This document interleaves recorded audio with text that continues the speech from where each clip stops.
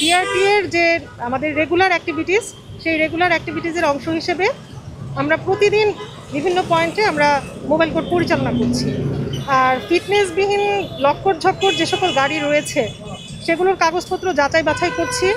অনেক সময় দেখা যাচ্ছে যে কাগজপত্র ঠিক আছে কিন্তু গাড়ির কন্ডিশন ভালো না, গাড়ির বডি ভাঙা, রং চোটা, লক্কর ঝক্কর, সিট ভাঙা, সেই ক্ষেত্রে আমরা তাদেরকে ডাম্পিংয়ে পাঠিয়ে দিচ্ছি এবং গাড়ির যে মালিক রয়েছে তাদেরকে আমরা পরামর্শ দিচ্ছি গাড়িগুলো পরবর্তীতে ঠিক করে ফিটনেস করে তারপরে যেন তারা সেগুলো রাস্তায় নামায়।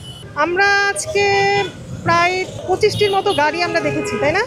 25টির মতো গাড়ি আমরা দেখেছি। তার মধ্যে আমরা লোকালি মামলা করেছি 12টির মতো এবং ফিটনেস না থাকার কারণে আমরা তুরাগ এবং রায়দা এই দুটি গাড়িকে আমরা ডাম্পিংয়ে দিয়েছি। জি, প্রতিদিন এই ভ্রাম্যমাণ আদালত বিআরটি এক্সিকিউটিভ ম্যাজিস্ট্রেট কর্তৃক পরিচালিত হয় এবং আজকেও ঢাকার 8টি পয়েন্টে এই কোর্ট পরিচালিত হচ্ছে। রানিং গাড়ি ধরছে, গাড়ির কাগজপাতি সবই ঠিক আছে, মানে মামলা ছিল, এই কারণে ধরে মামলা ছিল।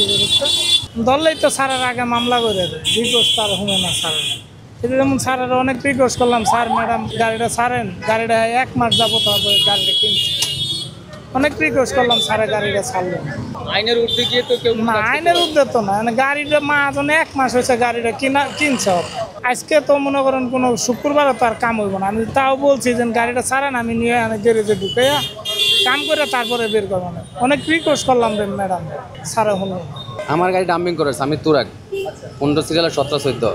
আমার গাড়িটা গেছে কালকে, এখানে জরিমানা দিছে এই জায়গাতেই, কারণ উনি এটা মানতে রাজি না।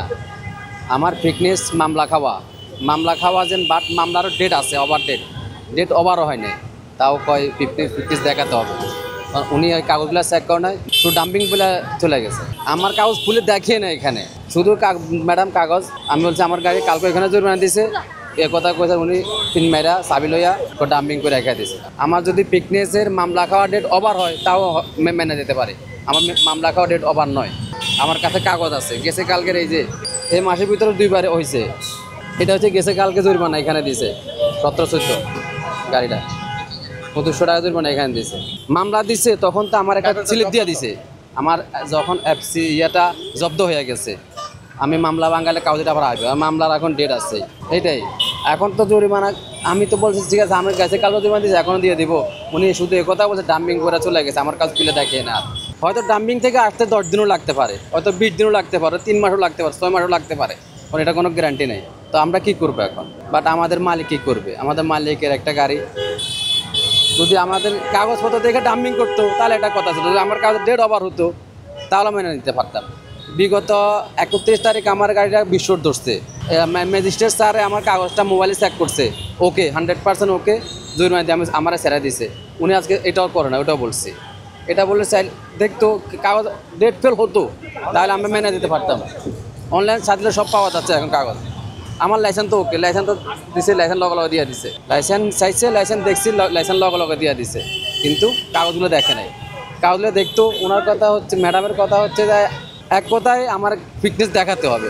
তো আমার মামলা খাওয়াটা আমি ফিটনেস কীভাবে দেখাবো? আমার কাগজ তো জব্দ 4 দিনের কাছে, যদি আমার ওই কাগজটা ডেট ফেল নয়, যদি ডেট ফেল হলো তাহলে বলতাম আমার কাছে 10 দিন ডেট ফেল, 5 দিন ডেট ফেল, তাহলে আমার করতে পারে।